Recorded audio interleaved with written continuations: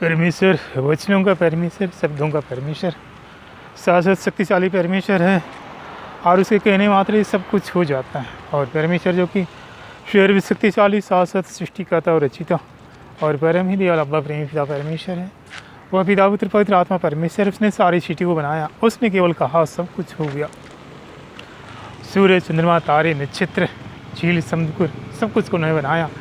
केवल कहा ही सब कुछ हो गया। मनुष्य इंसान तो कई सामग्री लेकर जो भी बनाना चाहता है बनाता, वह दुनिया की मटेरियल सामग्री और लेकर बनाता, लेकिन परमेश्वर के लिए वो जैसा कहता है वैसी हो जाती। उनके बनाने के लिए उन्हें किसी चीज़ की ज़रूरत नहीं हो, जैसा कहता हो जाती है। परमेश्वर वचनों का परमेश्वर है, शब्दों का परमेश्वर, और वही परमेश्वर जो कि इस दुनिया में इंसान के रूप में आए थे। यूहन्ना समाचार या संत यूहन्ना समाचार 14 में लिखा है बाइबल में कि वचन ही देदार शब्द दी बना, परमेश्वर इंसान बना। और इसमें 1 से 18 में लिखा है कि आदि में वचन था, आदि में शब्द था, वही शब्द आदमी ईश्वर के साथ था और सब कुछ उसी के द्वारा उत्पन्न हुआ। उसके बिना कोई भी वस्तु उत्पन्न नहीं। उसमें जीवन था और वह जीवन उसकी ज्योति थी।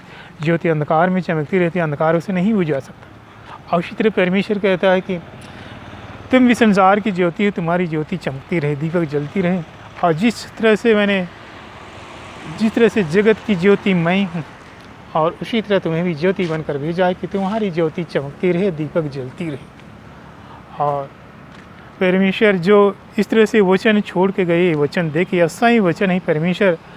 और बाइबल जो कि किस तरह से तैयार हुई है उसके बारे में चलिए देखते हैं, चलते हैं। बाइबल जो कि 12 देशों के 40 व्यक्तियों के द्वारा वह तैयार की गई लिपि, क्योंकि परमेश्वर के आत्मा के द्वारा, परमेश्वर के द्वारा तैयार किया गया।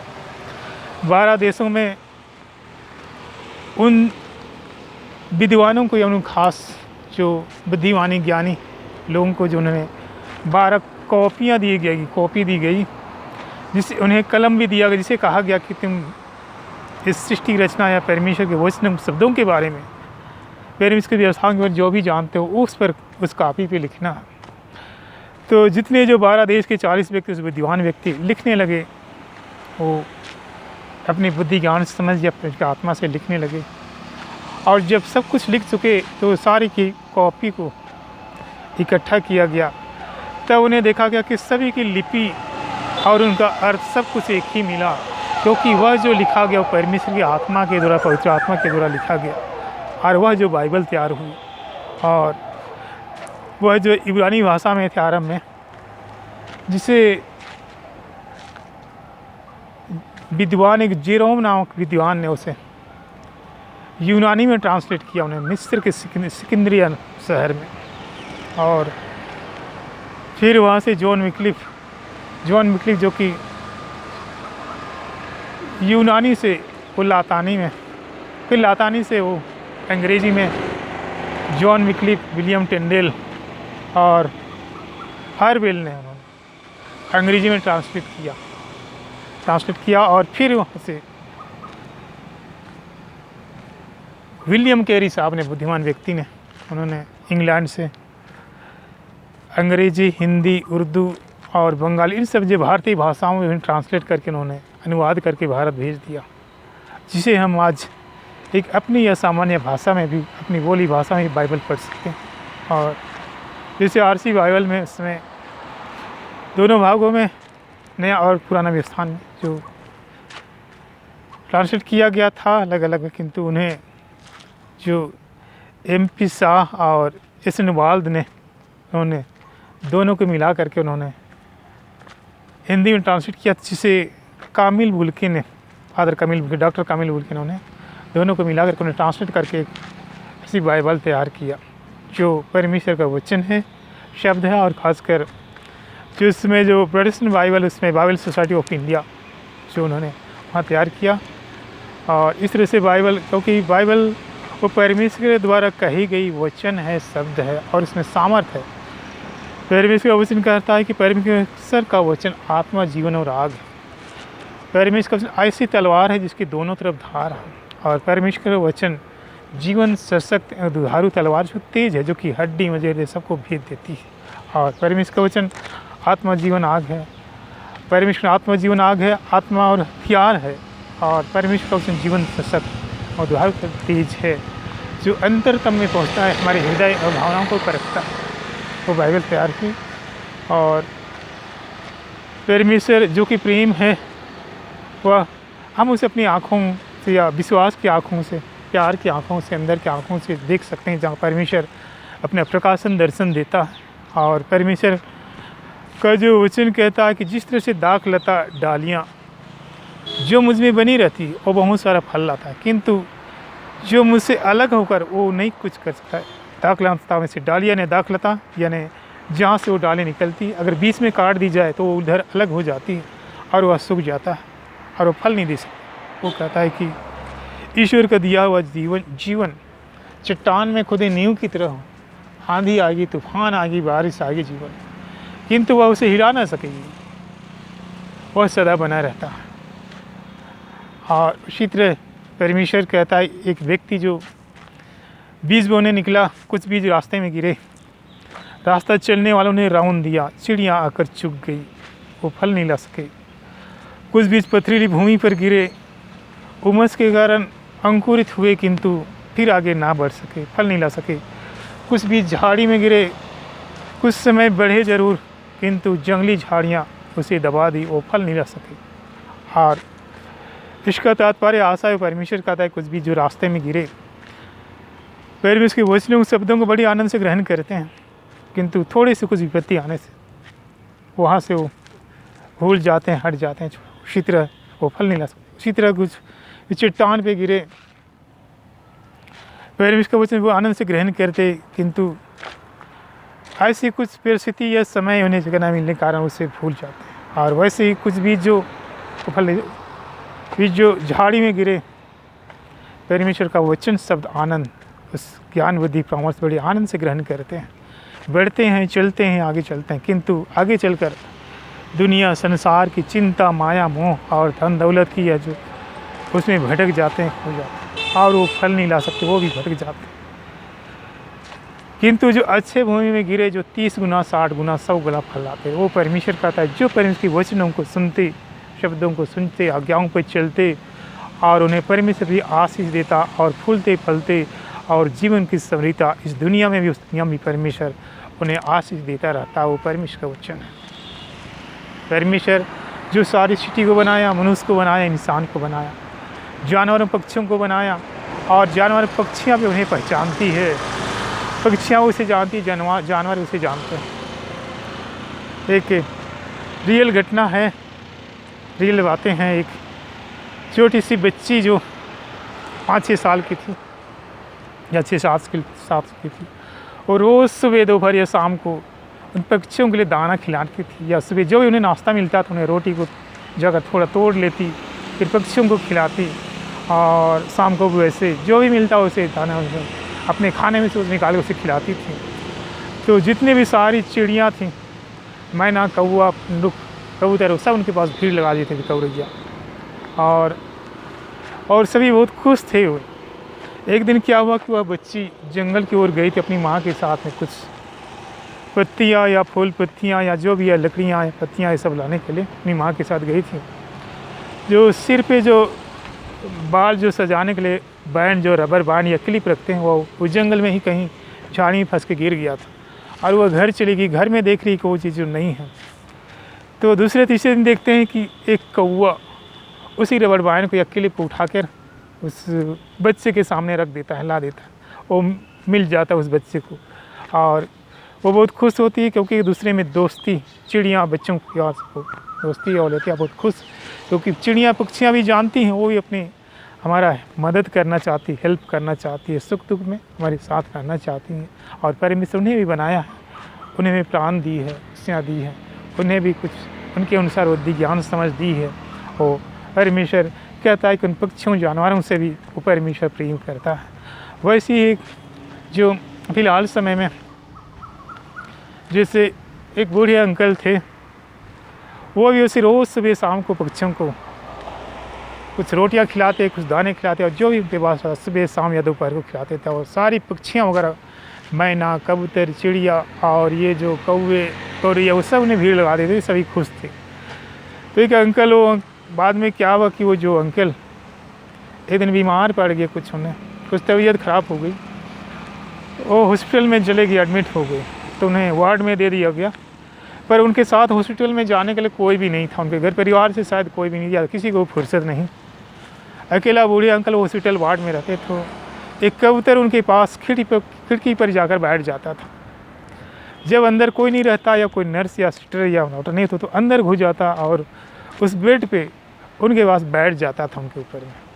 और जब कोई नर्स या सिस्टर या कोई डॉक्टर वगैरह आते वहाँ से चंपत हो जाता, चला जाता। इस तरह से रोज़ चलता रहा और वह कबूतर जो कि वहाँ खिड़की पर आकर बैठ जाता था और फिर अंदर जाता, उस बूढ़े अंकल के पास उनके ऊपर बैठ जाता।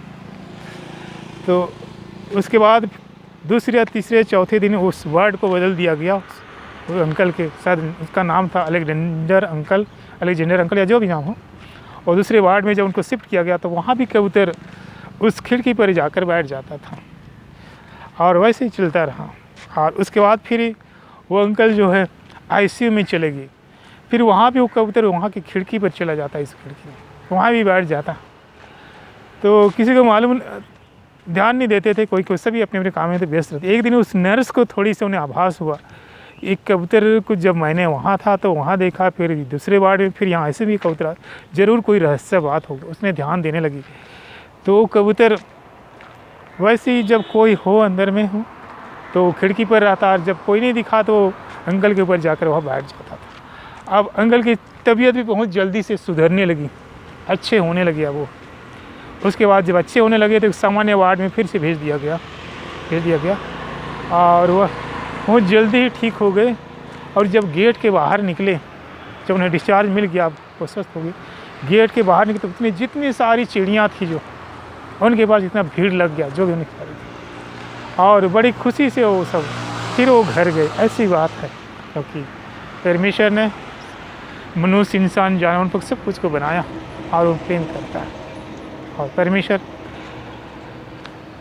कहता है इस दुनिया को मैंने 6 दिन में बनाया है, 7वें दिन को मैंने तुझे उस परमेश्वर की आराधना विशेष खास दिन, विशेष यानी कुछ ज़्यादा ही आशीषों का दिन रखा है, उन्हें विश्राम का दिवस, आराधना का दिवस। और परमेश्वर शाश्वत शक्तिशाली परमेश्वर है, वचनों शब्दों का परमेश्वर। वो कहता है निर्गमन 15:26 में कि मैं तुम्हारे चंगा करने वाला परमेश्वर हूँ, मैं तुम्हें चंगा करूँगा, तुम भले चंगी हो जाओ। ईसाया 58 में तो शीघ्र ही भला चंगा हो जाएगा। निर्गमन 13:25 को वही हमारे उनको दूर करता है। परमेश्वर कहता है तुम स्वतंत्रता के लिए स्वतंत्र किए हो, पुत्र यदि स्वतंत्र करे स्वतंत्र हो जाओगे, स्वतंत्रता ईश्वर की देन है। और जहाँ की प्रभु का आत्मा स्वतंत्रता है, पुत्र यदि स्वतंत्र करे स्वतंत्रता ईश्वर की देन है। तुम्हारे शरीर पवित्र आत्मा का मंदिर है, उसमें पवित्र आत्मा निवास करता, कोई अंधकार दुष्ट आत्मा से पहुँच नहीं सकती। परमेश्वर कहता है मैं तुझ में चला फिरा करूँगा, तुम्हारी ईश्वर होऊंगा, तुम मेरी लोग हो। परमेश्वर जो वचनों शब्दों का परमेश्वर इस दुनिया में इंसान के रूप में, यीशु मसीह के रूप में आए। और परमेश्वर का आत्मा जो कि सत्य का आत्मा, परमेश्वर प्रेम है, वह उनके कार्य करने का तरीका क्षेत्र जो कि पिता के रूप में, पुत्र के रूप में और पवित्र आत्मा के रूप में। पवित्र आत्मा यानी परमेश्वर का आत्मा। और परमेश्वर जो हर एक को प्रेम करता है, हर एक की बातों को सुनता है, जानता है, बुलाता है, पुकारता है, छुड़ाता है। वो पाप से घृणा करता है, अच्छाई से रुचि, बुराई से घृणा करता है, और पाप गुनाहों के चलते वो सज़ा दंड भी देता है, ताड़ना देता है। और जो परमेश्वर की आज्ञाओं को मानते, प्रेम करते, उनके साथ चलते हैं, उन्हें बहुत सारे आशीषें प्रदान करते हैं। किंतु जो परमेश्वर की आज्ञाओं को नहीं मानते, उनके उल्टे चलते हैं या उनसे प्रेम नहीं करते, उनकी परमेश्वर उनकी नाराज़गी रहती, क्रोध रहती, सज़ा दंड का भी कारण होता है। और परमेश्वर पाप से, बुराई से घृणा करता है। और परमेश्वर चाहता है, और अभी इस समय जो ऐसे कुछ वायरस बीमारी, प्लेग वगैरह ऐसे जो 1.5 साल हो गए, क्योंकि काफ़ी परेशानी में लोग तकलीफ में गुजर रहे हैं, लेकिन परमेश्वर नहीं छोड़ता, वो पुकारता है, बुलाता है, छुड़ाता है, अवसर दे, वो सही रास्ते में बुलाना चाहता है। और परमेश्वर के लिए कुछ भी असंभव नहीं है। अभी ज़रूरत है कि परमेश्वर की आज्ञा सिद्धांत पर चलकर, चाहे सुबह शाम हो या दोपहर या रात को, उसकी प्रार्थना, आराधना, स्तुति करते हुए, महिमा करते हुए उनके साथ कार्यों में चलें, जीवन में चले। परमेश्वर हर क्षण हमारे साथ रहता है, प्रेम करता है, प्यार करता है। वो नहीं चाहते कि अपने लो बच्चे संतान कोई बीमारी संसार में गुजरे, क्योंकि एक बच्चे को जब तकलीफ़ होती है, उनके माँ बाप को कितनी तकलीफ़ हो, वैसे ही हमारे परमेश्वर को भी अपने बच्चों को देखकर उन्हें भी तकलीफ़ होती। इसलिए परमेश्वर का हाथ जो कि हमेशा खुला रहता है और छुड़ाता है, जीवन देता है, चंगाई प्रदान करता है। कहता है मैं तुम्हें चंगा करूँगा, तुम चंगे हो जाओ। मालाकी 4:2 जैसे कहता है, जो सूर्य सुबह उदय उसकी किरणें प्रकाश से भी तुम भले चंगे हो, ऐसा अंतर शीघ्र ही भला चंगा हो जाए। और परमेश्वर जो कि अपने लोगों, बच्चों, संतानों को प्रेम करता है, इसलिए परमेश्वर दुनिया में इंसान के रूप में आए थे, यीशु मसीह के रूप में। यीशु मसीह कोई और नहीं, परमेश्वर ने दुनिया में इंसान के रूप में। यूहन्ना रचित समाचार 1:14 में लिखा है कि वचन ही धारण हुआ, शवदेह बना, परमेश्वर इंसान बना, परमेश्वर धरती पर आए और मुक्तिदाता, उद्धार करता, जीवनदाता। जब यूहन्ना दाता, वचनदाता या संत यूहन्ना बपतिस्मा दे रहे थे यरदन नदी में लोगों को, यीशु मसीह भी बपतिस्मा लेने आए उस धार्मिकता के अनुसार। तब यूहन्ना कहता, देखो परमेश्वर का मेमना की जगत के पाप उठा ली जाए। यीशु जब 8 साल के थे या उन्हें मंदिर में चढ़ाने के लिए ले जाया गया था। सिमोन नामक व्यक्ति ने, जो धर्मी व्यक्ति ने, उन्हें भविष्यवाणी की थी यीशु मसीह के बारे में। यह लोगों के लिए मुक्ति उद्धार के लिए है और उस परमेश्वर के मेमने के रूप में। और माँ मरियम से ने कहा था कि एक तलवार तेरे हृदय को आर पार छेदेगी, क्योंकि यीशु मसीह ये दुनिया हमारे मुक्ति, उद्धार, जीवन, खुशियों के लिए, अंधकार, दुष्ट आत्माओं को नष्ट करने और स्वतंत्रता, शांति, खुशी के लिए ही बनाया। और परमेश्वर जब सृष्टि को बनाए, सब कुछ अच्छा बनाया, सुंदर बनाया, लेकिन जो परमेश्वर ने आदम एवा को जो बनाया था, उन्हें सारी सुविधाएं आशीष दे रही, लेकिन दुष्ट शैतान जो मनुष्य को बहका फुचका कर उन्हें इस पापों में गिराया था, जिसे पाप या दाग या कलंक पीढ़ी दर पीढ़ी चलने वाला था, जिसे मिटाना ज़रूरी था। इसलिए परमेश्वर ने इस दुनिया में इंसान के रूप में आए। परमेश्वर को एक निर्दोष लहू चाहिए था, क्योंकि लिखा है कि बिना लहू बहाए पापों की क्षमा नहीं होती। शरीर का प्राण तो लहू में रहता, बिना लहू बहाए पापों की क्षमा नहीं होती। इसलिए परमेश्वर को एक निर्दोष खून की चाहिए, तो वो कहाँ मिलेगा? निर्दोष मेमना कहाँ मिले? इसलिए परमेश्वर ने स्वयं एक निर्दोष मेमना तैयार किया, स्वयं धरती पर इंसान के रूप में आए और मनुष्य के सारे पापों, गुनाहों को, रोग, बीमारी, समस्याओं को क्रूस पर बदला चुका कर उन्हें मर करके जी उठे। और उसी जी उठने के बाद सब कुछ पर जो विजय प्राप्त करके, उसी विजय का विरासत, उसी उपहार जो हमें दिया कि इस मसीह में तक कोई बीमारी, समस्या नहीं है। और परमेश्वर के लिए ये वायरस या बीमारी, रोग, बीमारी, समय कुछ भी नहीं है। एक सेकंड भी नहीं लगते, एक सेकंड नहीं लगते, उनके कहने मात्र ही सब साफ हो जाता है, क्योंकि परमेश्वर स्वयं सृष्टि का रचिता परमेश्वर ने क्रूस पर सब कुछ को पूरा किया। उनके सिर पर कांटों का मुकुट पहनाया जाता है, ताकि वो हमारे सिर पर के भी कोई भी दर्द या समस्याओं, चिंताओं, रोग, बीमारी, समस्याओं को इस कांटों के मुकुट से खींच लिया। बदले में अच्छे, स्वस्थ, बुद्धि, ज्ञान, समझ, शांति, खुशी के हासिल दी। यीशु के कंधे पर क्रूस लादा जाता।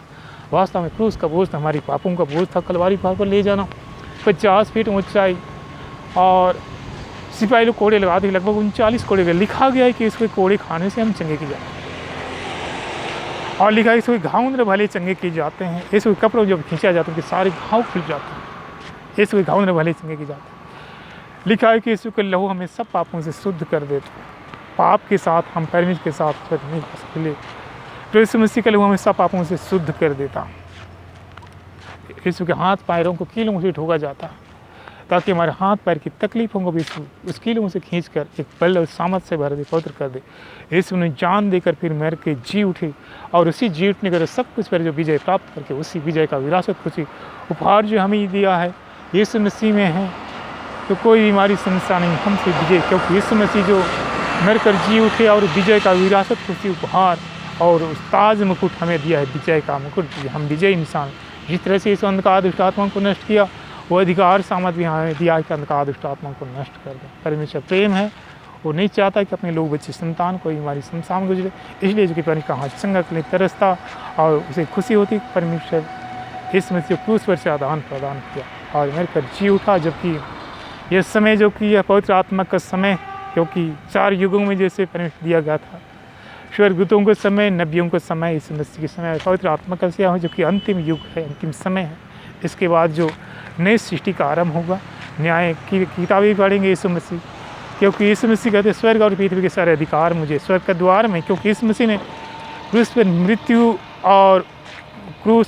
पर विजय पाकर जी उठे। उन्हें उस अधिकार और कार्य दिया कि जीवन की किताबें पढ़ें, क्योंकि कुछ समय के बाद जबकि यह सृष्टि, क्योंकि सूर्य, चंद्रमा, तारे सब कुछ हो गिर जाएंगे, ख़त्म हो जाएंगे, अभी कुछ समय है ख़त्म हो जाएंगे। और जो नदी में मर गए, कोई झील में मर गए, कोई सींट में मर गए, कोई कहाँ मर गए, सभी परमेश्वर के सामने इकट्ठे होंगे न्याय के समय। उसके पहले जबकि अभी रैप्चर उठाए जाने का भी समय है और यीशु मसीह आएंगे और ख़ासकर अपने लोगों को, कलीसियाओं को जो उठा ले जाएंगे। कुछ बचेंगे। क्लेश का समय, महाक्लेश का समय होगा, क्लेश का समय होगा। और कई लोग धर्मशास्त्र बाइबल भी खोजेंगे, नहीं तो उनके मिलना भी मुश्किल हो जाएगा। किंतु यीशु मसीह दुनिया में आए सभी को बचाने के लिए, और सभी का नाम जीवन की किताब, सभी स्वर्ग में से बचाने से, इसलिए अपने बहुमूल्य लहू भाई वो बचाने के लिए आए। और जो उनकी दृष्टि करेगा वो उनके लिए हमेशा छुटकारा, मुक्ति का द्वार का, जीवन स्वर्ग का द्वार ही खुला रहेगा। वो सभी के लिए हैं। और इंसान या यीशु मसीह या परमेश्वर, क्रिश्चियन या कोई एक व्यक्ति के लिए, एक समाज या समूह के लिए नहीं, वो सारी सृष्टि के लिए, हर एक व्यक्ति के लिए। क्योंकि परमेश्वर सारी सृष्टि को बनाया, सारी सृष्टि को बना, सभी उनके बच्चे हैं। और उसने सभी के लिए अपना खून बनाया, जान बहाए, जान दे दिया। वो सबका ही परमेश्वर और वो सबका ही जो यीशु मसीह जो इंसान के रूप में आए, और पवित्र आत्मा जो कि सबको उसी ने बनाया, और सभी उसकी संतान हैं, बच्चे हैं।